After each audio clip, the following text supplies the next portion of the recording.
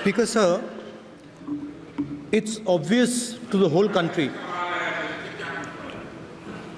It's obvious to the whole country that there is a very serious problem in our examination system. This is not just a question of NEET, it is in all the major examinations. Now, the minister has blamed everybody except himself. Right? I don't even think he understands the fundamentals of what is going on here. आप प्रश्न क्या है आपका? आ रहा हूं sir. Sir ये मैं question को सेटअप कर रहा हूं। इसलिए प्रश्न पूछते हैं। ये the issue is that there are millions of students in this country who are extremely concerned at what is going on and who are convinced that the Indian examination system is a fraud. That is what is at stake here.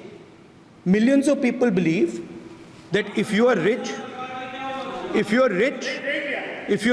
and if you have money, you can buy the Indian examination system. And by the way, and this is the same feeling that the people in the opposition have. And that is why we are asking some very simple questions to Honorable Minister. Number one, as this is a systemic issue, what exactly are you doing to fix this issue at a systemic level? Yes.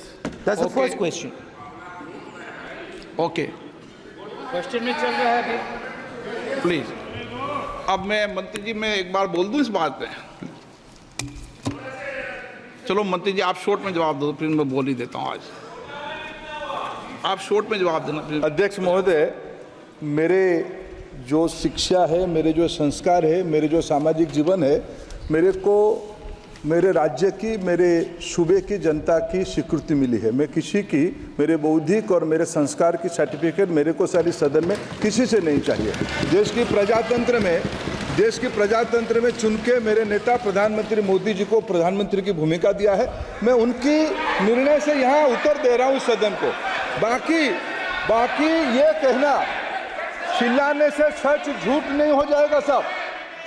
ये जो कहा गया देश की अभी की examination system rubbish है sir, इससे दुर्भाग्यजनक बयान देश की नेता प्रतिपक्ष का कुछ नहीं हो सकता है सर। मैं कठोर शब्द से इसको निंदा करता हूं। बाकी रहा, मैं सर आपके सामने, आपके माध्यम से देश के सामने सर एक तथ्य रखता हूं सर। जिन्होंने रिमोट से सरकारें चलाई है, 2010 में 3 बिल आया था सर शिक्षा सुधार के लिए। उन्हीं की पार्टी के नेता आदरणीय कपिल सिब्बल साहब 3 बिल लाए थे। उसमें से एक बिल था एजुकेशन, उसमें एक बिल था prohibition of unfair practice bill 2010, जिसकी उद्देश्य एजुकेशन इंस्टीट्यूशन में माल प्रैक्टिस को बंद करना। सर मेरे सरकार की हिम्मत है, अभी हमने पब्लिक एग्जामिनेशन की रेगुलरिटीज में बिल लाए, कानून बनाए। क्या मजबूरी था कांग्रेस पार्टी की, क्या मजबूरी था नेता प्रतिपक्ष की? उन्होंने उस बिल को उल्टा किया, किसके दबाव में उल्टा किया?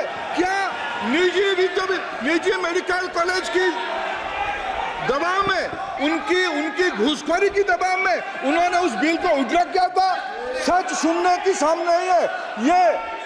मैं किसी की विद्वता पे प्रश्न नहीं उठाता हूं, लेकिन सच 2010 में शिक्षा सुधार की बिल उन्हीं की सरकार ने लाया था, दबाव में उन्होंने उल्टा किया। ये हमको प्रश्न पूछते हैं।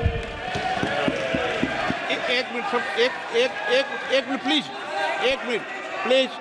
मैं सबको मौका दिया, सबको मौका दूंगा। एक मिनट माननीय सदस्य, प्लीज 1 मिनट बैठिए। प्लीज बैठिए। आप पहली बार, हाँ 1 मिनट। रिकॉर्ड में नहीं जा रहा। Kalyan ji please. Kalyan ji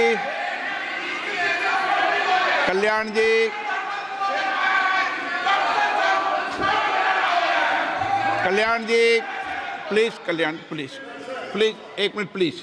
1 minute सबको मौका दूंगा। 1 मिनट प्लीज। 1 मिनट।